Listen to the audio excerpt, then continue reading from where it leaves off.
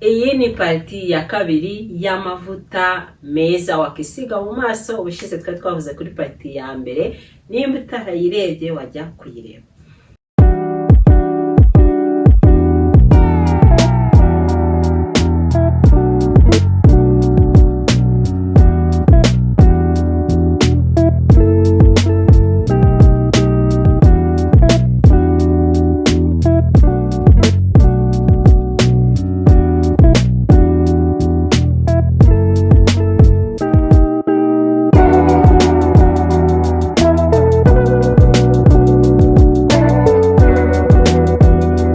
Nguhaye ikaze rero we ufunguye video zanjye bwa mbere, niba uri mushyashya hano ngiye nitwa Cyusa Edouce, nkaba nguhaye ikaze mu muryango mugari w'abantu bashaka gusa neza, kwambara neza, kwiga ndetse no kubona mura. Guys, rero wiyumvemo ikaze, nkaba ngushishikarije gukora subscribe, warangiza ugakanda kuri ako kazigira kari ku ruhande kugira igihe cyose na uploadinze video uzajya ubona aka notification. Ikindi rero guys, dore ibintu zijya hano kuri Cyusa Edouce uzahigiraho kwambara neza bijyanye n'imiterere yawe, uzahigiraho ubuzima bwiza buzira umuze. Ikindi uzahigiraho ubwiza, ese ni gute twarushaho gusa neza kandi tudahenzwe ku mafaranga yacu makeya, tudahenzwe. Kandi ikindi ndeba no kuri wa wundi uri hasi, hari umuntu udashobora kubona amafaranga yo kugura amavuta, ushaka kuvuga ati 5,000 mva ko ngiye bihendutse kandi hari uwayabura.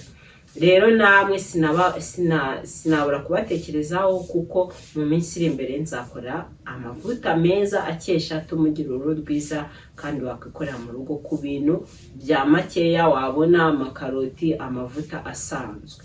Rero nawe humura, ntago nagutereranye, ndahari ku bwawe. Rero icyo musaba rero nuko utazakura amaso yawe hano kuri Cyusa Edouce, icyo ngusezeranyije nuko ntazigera nkutenguha. Mbere yuko dutangira video yacu, reka mbanze mbabwire ko ncuruza imyenda mu mujyi muri Tropical Plaza, ncuruza imyenda y'abantu bose. Abantu bajya muri comment ngo ese amakabya barakora urayagira.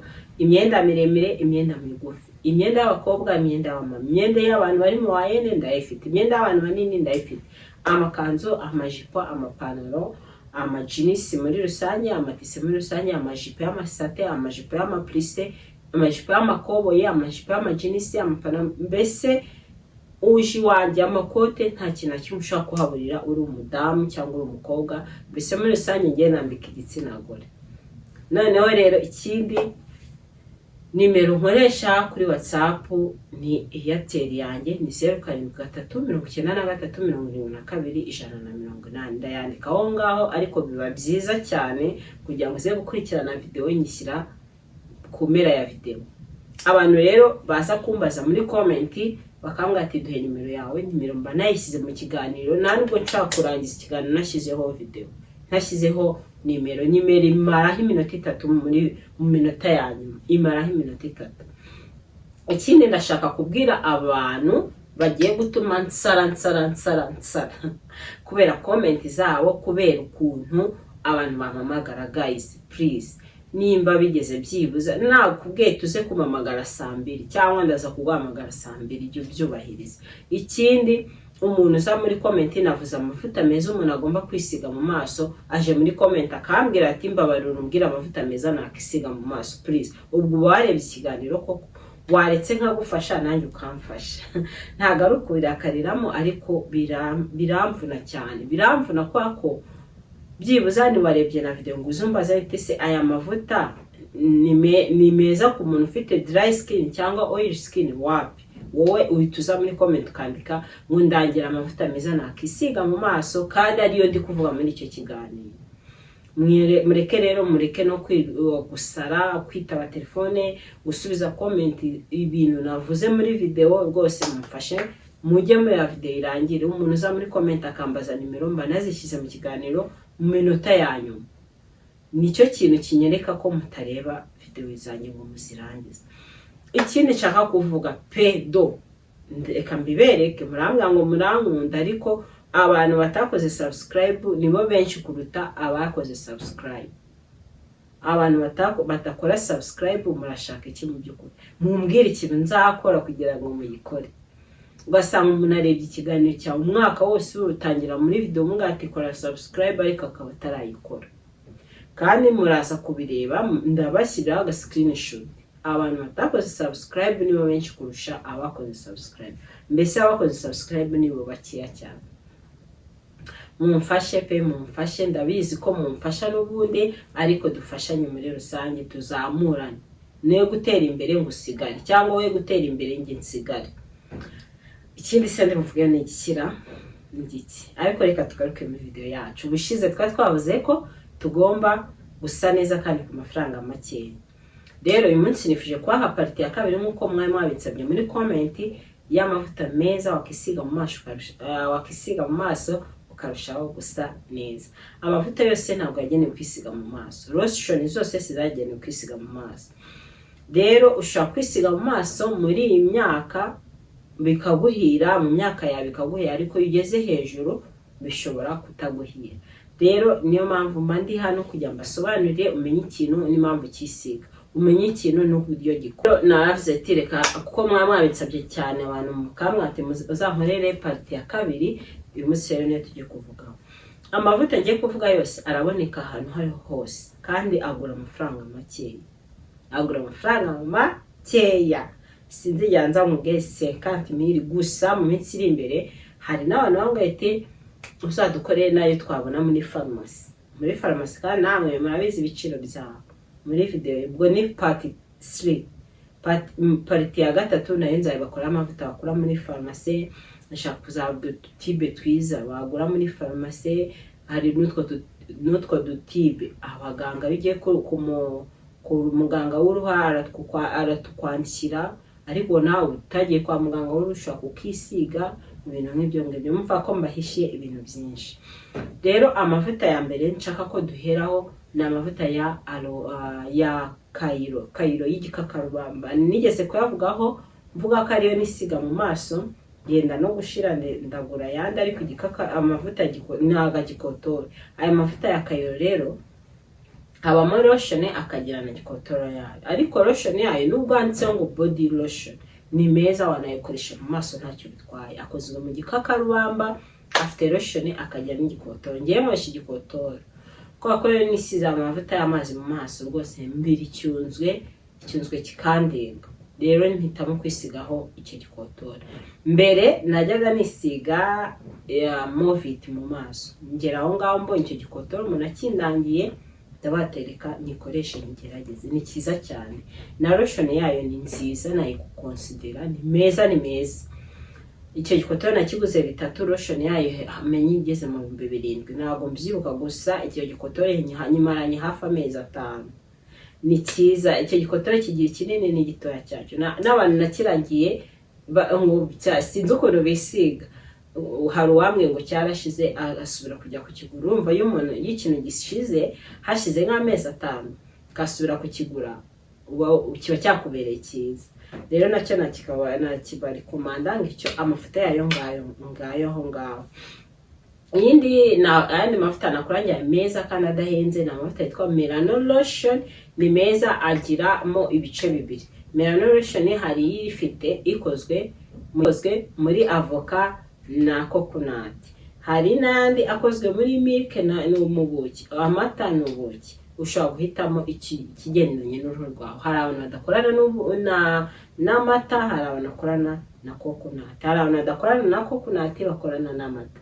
Ubuki bwo nta muntu umwe budakorera ku mubiri we. Ni bwiza, nunabona n'isabune ikozwe mu buki uzayigure. Ayo mavuta rero ya Melano aratandukanye, afite n'imifuniko idasa. Ubwo wowe wazajya kureba ugahitamo ikigendanye n'uruhu rwawe. Melano rero ni amavuta ya kabiri meza, nayo nagukonsidera kuyagura nimba aya mbere atakunyuza. Ubwo maje kuvuga amavuta abiri. Amavuta ya gatatu ni amavuta twese tugira mu rugo, bamwe muri twebwe cyangwa bamwe muri mwebwe, ya Oliva Oil. Oliva Oil hari n'abantu ngenzi umuntu kuva mu bwana bwe kugeza izi saha yisiga amavuta ya Oliva Oil. Ikintu yakoze yagiye muri Tedemire agura uducupa turahaba munapiriza, kagura 500. Nta kintu kiba kirimo. Utwo ducupa abantu baranadukoresha cyane, nta kintu kiba kirimo. ushyiramo utuntu ushaka, washyiramo utuvuta two mu ntoki, washyiramo utuvuta two mu maso, ukajya utugendana mu isakoshi. Ntabwo ari kanini cyane, ni gatoya kajya mu isakoshi iyo ariyo yose.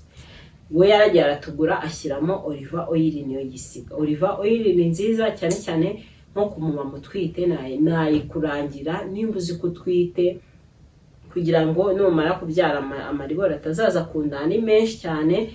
Nakurangira kujya ufata olive oil ukayisiga ku nda yawe ari nyinshi, ukayisigaho buri munsi. Ntabwo iyo ubyaye amaribori aza, hagaze ari menshi cyane ngo usanga inda yose yuzuye amaribori. Rero nko ku mugore twite wayikoresha, no ku muntu ari wese, akujya wisige movit mu maso, gura olive oil uyisiga. Olive oil agacupa gato kageze hari muri 3500, kandi amara igihe pe. Hari n'abantu bayarya, murabizi ko amavuta ya olive oil ari meza. Andi mavuta ya kane ni amavuta yitwa Ami Aloe Vera Organic Gel. Ayo mavuta ni meza, nabonyemo no muri Dr. Rachel abamo, ni meza cyane. Akozwe mu gikakarubamba, ni gel mbese, ni nk'ari gel ariko aba ari mu gicupa cy'ikizeru cyo hasi gisi cyatsi gipfundikishije umufuniko. Ndaza kubashyiraho ifoto yacyo. Ni meza ariko bagukonsidera kuyisiga ninjoro, kuko nibwo akora agira umumaro munini cyane kuruta ku manywa. Ninjoro niyo meza cyane. Ayo mavuta rero yitwa Ami Aloe Vera Organic Gel ni meza. Uzagenda ushaka handitseho Dr. Rachel. Nubwo abantu bapiga ibintu bya Dr. Rachel ariko birakora. Ko hari umuntu yarangiriye night cream ya vitamin C, night cream ya Dr. Rachel yanditse anti brightening and anti aging, ira navuze muri video yashize. Akamwe ngo yamukoreye umuti, birakora, biterwa n'uruhu rwawe. Ushobora no kwisiga amavuta y'Amafaransa, y'Amanyaburayi akakugwa nabi, kandi abantu benshi bavuga ngo ni meza. Ubwo rero ayo mavuta Ami Aloe Vera Organic Gel nayo ni meza, naya kubikomanda. Andi mavuta ya nyuma tugiye gusorezaho ni face cream. Face cream naraye babwiye Dr. Rachel, nayo ni meza, agura 2,000 ahantu hose wayabona. Andi mavuta ya nyuma tugiye gusorezaho ni igikakarubamba cya kintu cya gel nigeze kuvuga kera muri video zanjye. Musore nyuma mashyire atuma umusatsi udacika, atuma ugira uruhu rwiza, cyane cyane bisiga mu maso. Nayo ninjoro ukisigaho gel yawe ukiryamira, inkovu ziragenda, ibiheri biragenda. Bantu bagira amarerishi y'uruhu ni meza nawe kurikomanda, kuko njyewe haraka tube nisiga ko muri farumasi. Iyo maze iminsi nakisiga ndwara nyine ngira utuhumana, ariko nsize igikakarubamba birashira. Ubwo iyo ntakisize nisiga gel igikakarubamba. Urumva ko birimo biragenda. Mureka dusoreze video y'uyu munsi ahangaha. Ndabizi ko munyuzwe. Umuntu utanyuzwe party ya gatatu irahari nayo. Bafite ibintu byinshi, yaba ayo mavuta yo mu maso umuntu wagura muri farumasi, mafite udutibe twiza ujya no kwa muganga bakakwandikira ngo uzajye kukagura muri farumasi. Hari na kwa muganga batugira, natwo bafitiye video yabo. Iyindi video mbafite ndabizi kambivuge niyoroheje. Hari umuntu tuvuga ngo amavuta ni $5,000 cyane $3,000 akaba atayabona, sibyo? Abantu bose ntabwo tungana, abantu bose ntabwo duhuje ubushobozi. Ndabizi ko hari abari high, hari abari mu end, hari n'abari hasi. Abari hasi rero nabo ntabwo nigeze mbibagirwa, mba nakoze ngongoni zose. Namwe mbafitiye nyine abari hasi, mbashatse kuvuga ati wa muntu ndashaka kubona amafaranga $5,000 yo kugura amavuta, amafaranga $10,000 yo kugura amavuta. Rero mba ngomba kubarebaho mwese, sibyo? Hari umuntu ushaka kuza akamaha imyenda $100, hari n'ushaka kuza akamamera no kugira ngo ambwire ngo ishati $8,000 ntago nayishobora, n'imyenda iri hasi $8,000 mba nyifite. Ntago ncuruza n'abantu bari high class, ntago ncuruza n'abantu bari mbese ingeri zose mba nzifite pe. Ntago ushaka kuza ngo mubure mu mwenda w'amafaranga ufite. Rero nibyo ndi kuvuga. Mu minsi iri imbere tuzakora amavuta, twe tuzayikorera hano mu rugo. Amavuta ushaka kwisiga ushaka kwisiga umubiri wose, gushyira mu musatsi n'iki, twayikoreye mu rugo ku bintu tubona hano mu rugo, amakaroti, biki n'ibiki. Mu minsi iri imbere rero nabyo nzabikoraho kugira ngo utabashije kujya kugura Dr. Rachel y'Umunani usikorera ayo ngayo, kandi nayo ndabizi ko afite umumaro munini ku ruhu rwacu. Ndabizi ko atuma umuntu asa neza.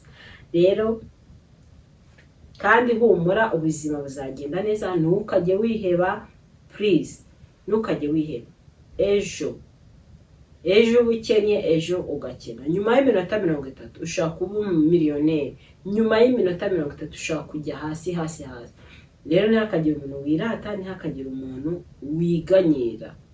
Ntabwo urapfa, kandi Imana iragukunda, igufiteho amasezerano, sibyo menshi, kandi ntabwo nta muntu wari wapfa Imana itarasohoza amasezerano yiwe. Urumva rero ko utagomba kwiheba.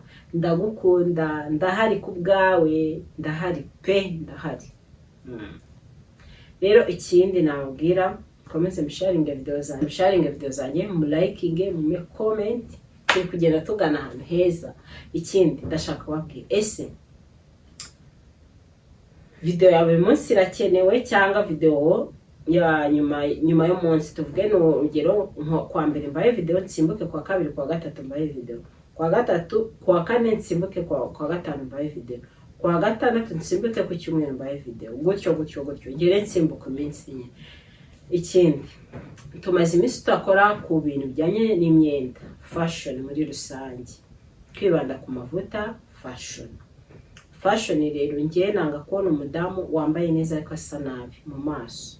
Nanga kubona umudamu usa neza mu maso ko yambaye nabi, atambariye imiterere ngo wabone asa neza ahantu hose. Kandi niyo mpamvu mpari ndahari ngo twese duse. Apana bya bindi umuntu yambaye nabi asa neza, umuntu oya. Nzajya mbabwira n'udusuko twa make umuntu ashaka gusuka akarushaho gusa neza, amaherena ya makeya, impeta za makeya, inkweto za makeya. Umva ngenda hari pe, ndahari wese.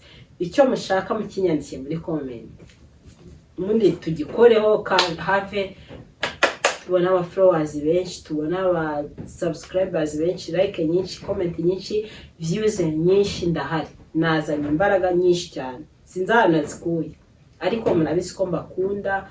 Waba uri waba uri umukire, waba uri umukene, waba woroheje, please ndagukunda. Aho uri hose uri kundeba, waba uri mu cyaro, waba uri i Kigali, waba uri mu mahanga, waba uri muri Amerika, waba uri hehe, ndagukunda. Wowe ufata umwanya wanjye ukandeba, ukabatereka ajye kureba video zacu Cyusa Edouce, hari ikintu anyungura. Kandi abantu banshimira, hari video zawe zitukora ahantu zimaje kugeza ahangaha, ndabakunda. So navuga iki, mugende ubu ndi gutigisa TikTok, ndi gutigisa Instagram. Mugende mu following ni Cyusa Edouce nk'ibisanzwe, ahantu hose ni Cyusa Edouce guys. Kandi ikindi nabashishikaza, mujye musenga cyane. Imana iradukunda, Imana iratuzi ubuzima muri gucamo, Imana irabuzi. Nta kintu na kimwe kikubaho kitari mu mugambi w'Imana, kandi ndabizi ko Imana isaha yayo nigera izagutabara. Izagutabara wikiheba. Imana irahari, iradukunda. Ikindi mushishikarire gukora, waba ufite 50, waba ufite ibiki, nababwiye business wakora kandi ugatangiza igishoro gitoya. Muve mu rugo mukore. Abagabo bakunda abagore bakora, urumva. Kandi burya iyo umugore akora n'umugabo agakora, iterambere rushaho kugira kwaguka. Nimba wazaganaga umugabo yazanaga 50, ukabukuzana 20, bikwa 70, utubazo na tumwe two mu rugo tugakemuka.